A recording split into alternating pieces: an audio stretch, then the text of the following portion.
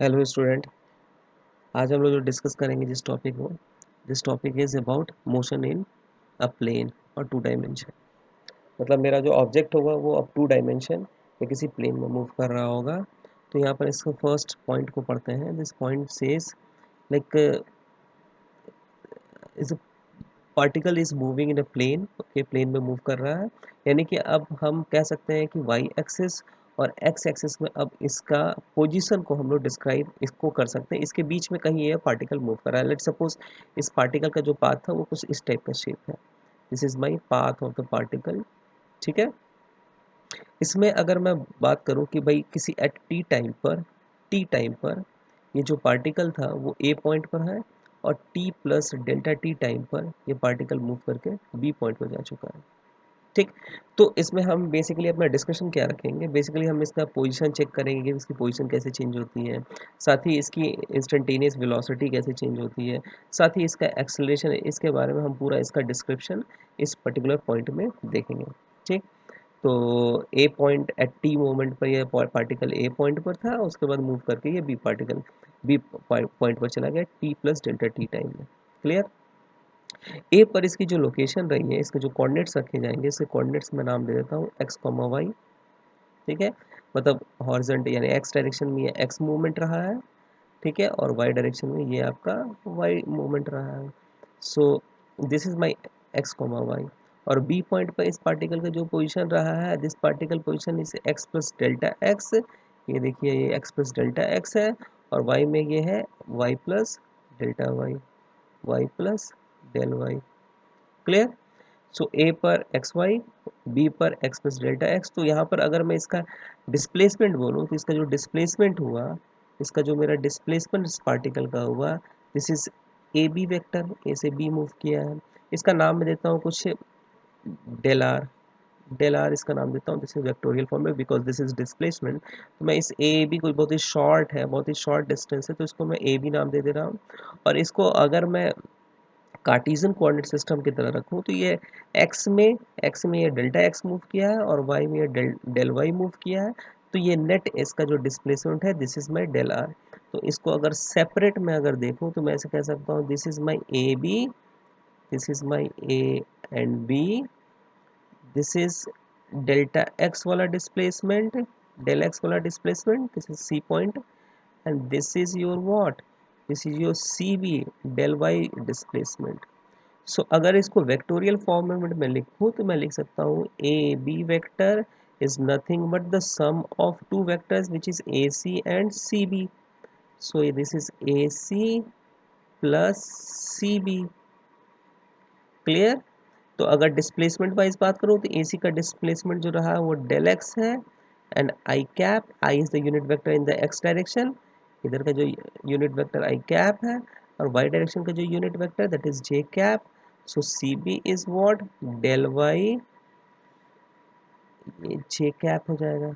And this is A B is what, ये del R displacement का ये vector होगा। यानी कि पोजीशन को अगर मैं एक्सप्रेस करना चाहूँ तो इसकी पोजीशन को मैं, इसके जो डिस्प्लेसमेंट है उसको मैं ऐसे एक्सप्रेस कर सकता हूँ। अगर इसके पर्टिकुलर पोजीशन की बात करूँ कि भाई पोजीशन क्या होगा, तो ए का पोजीशन क्या होगा, तो ए का पोजीशन लिख सकते हैं हम, ए का पोजीशन जो होगा वो लिख सकते हैं हम लोग X I cap plus Y J cap. Similarly B का लिखना होगा तो X plus del X I cap plus Y plus del Y J cap होगा। डिस्प्लेसमेंट ए से बी के बीच में जो डिस्प्लेसमेंट हुआ, तो उसके लिए ये क्वेश्चन मैंने तैयार कर दिया। क्लियर है। अब इसी को अगर मैं डिफरेंशिएट करता हूँ तो मैं कहता हूँ कि बहुत ही small time interval del T में ये डिस्प्लेसमेंट हुआ है, तो मैं कहूँगा डेल टी बहुत ही स्मॉल है। ठीक है। तो इस केस में अगर मैं डिफरेंशिएट इसको डिवाइड कर दूँ तो ये हो जाएगा del R divided by del T is equal to del X divided by del T I cap plus del Y divided by del T J cap. Clear. और अगर मैं कहता हूँ कि इसके लिमिट्स लेता हूँ, डेल टी टेंड्स टू अगर जीरो करूँगा, this will become D R by D T is equal to D X by D T I cap plus D Y by D T J cap. So what is this term? This is the velocity of this particular displacement, इस पूरे displacement में जो इसकी velocity रही है, instantaneous जो velocity रही है, उसको मैं लिख सकता हूँ जो कि 2 डायमेंशन में मूव कर रही है। So this is my velocity in the X part में I cap plus velocity in the Y part में जे कैप। सो इस 2 डायमेंशन मोशन में अगर मेरा पार्टिकल है जिसका डिस्प्लेसमेंट हुआ, तो उसको अगर मेरे को वेक्टोरियल फॉर्मेट में लिखना होगा तो मैं वेक्टोरियल फॉर्मेट में इसको लिख सकता हूँ। तो फाइनली ये जो मेरा वेक्टर आया था वो आया था V X I cap plus V Y j cap, where vx is what, dx by dt, and this is what, dy by dt, and this is r dr by dt. Clear? Our r is, or del r is what, del r is what, del x I cap plus del y j cap. Clear? सो अगर मैं इससे इसके बाद जो next है that is acceleration. Acceleration अगर मेरे को फाइंड करना होगा तो क्या करूंगा मैं, एक्सेलेरेशन अगर मेरे को फाइंड करना होगा तो इसको मैं फिर से डिफरेंशिएट कर दूंगा with respect to time. With respect to time अगर मैं कर देता हूँ तो ये मेरा वेक्टर, ये D by D T velocity, ये D by D T V X I cap plus D by V Y D by D T V Y J cap. Clear? तो ये पोर्शन जो हो जाएगा acceleration in the x direction और acceleration in the Y direction. This is my net acceleration, this is my net acceleration. So acceleration के term को मैंने लिख दिया, वेलोसिटी के टर्म को मैंने लिख दिया, और सिमिलरली पोजीशन को भी लिख दिया और डिस्प्लेसमेंट को भी लिख दिया। ठीक, तो हमारे जो 3 इक्वेशंस थे, 3 इक्वेशन कौन से, v is equal to u plus A T, x equals to x और y equals to u t plus half A T square, and v square is equal to u square plus 2ax in case of y direction this y।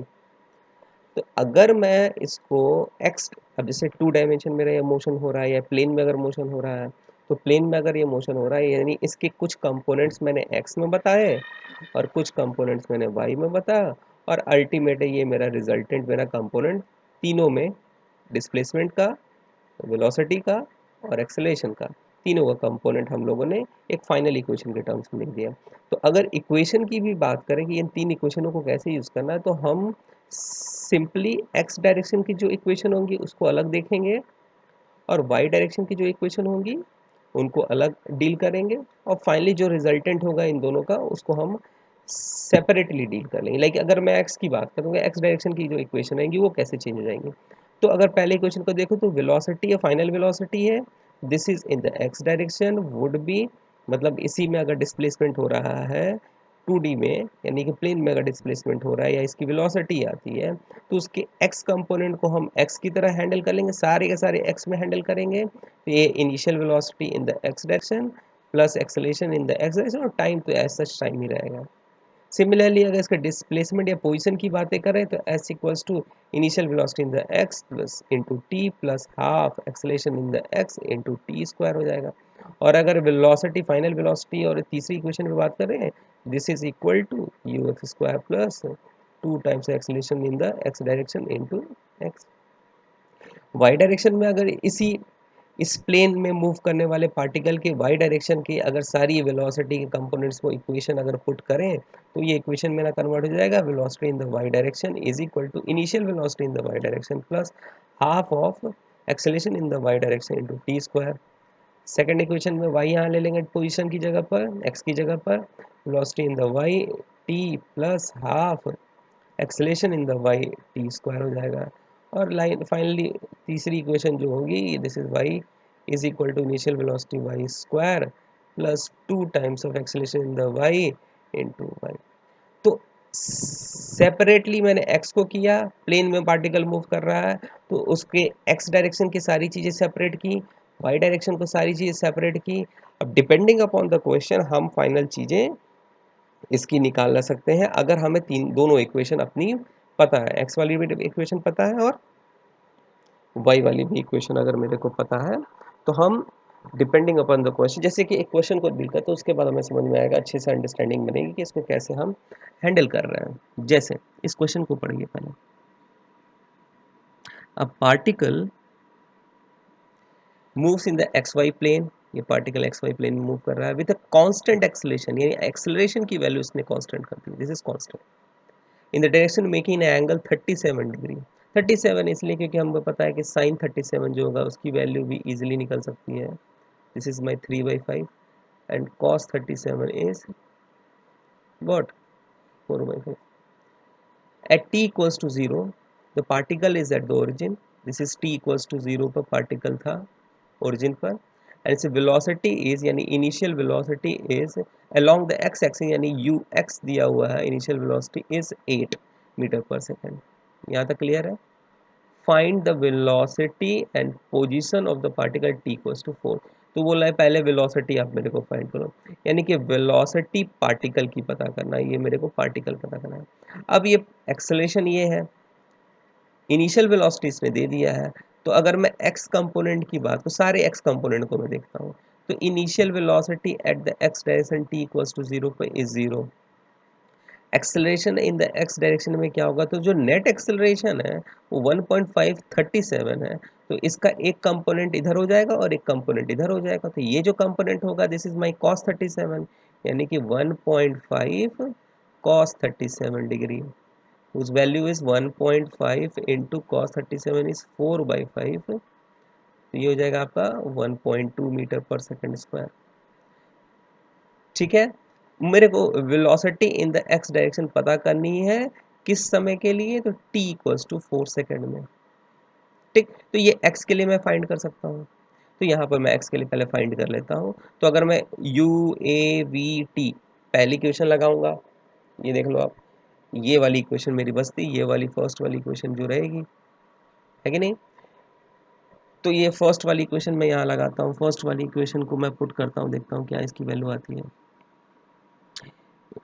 velocity x final initial plus acceleration in the x into t, तो this is मेरे को पता करना है, u is 0 plus acceleration is what 1.2 time is what 4, so 4.8 metre per second.